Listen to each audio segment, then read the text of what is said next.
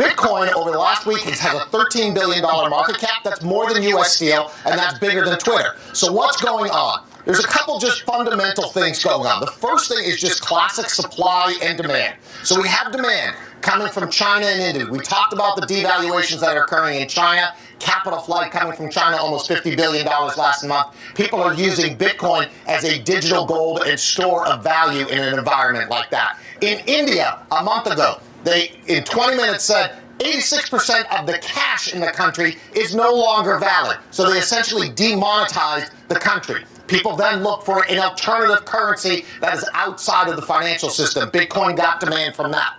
At the same time, you have supply declining.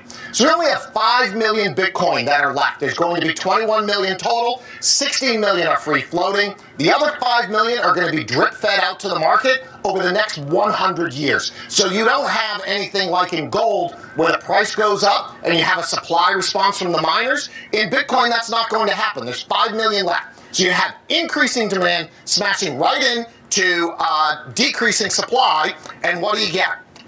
Well, you get a smart board that doesn't work. But the other thing you get is you get a Chinese yuan highly correlated to Bitcoin. Okay, that's been happening over the last month or so. And then the second, here we go, that's the chart right there. Look at that.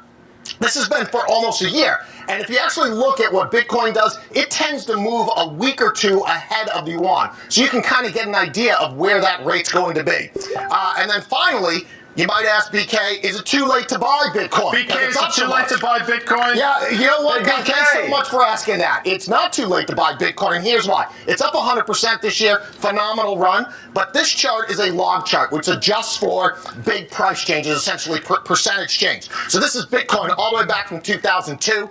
Massive rally, and you can see on a log chart we've really just been going sideways here for a bit. So if we really get this acceleration and we get some more use cases coming on in the next year, you could really see a massive breakout in this.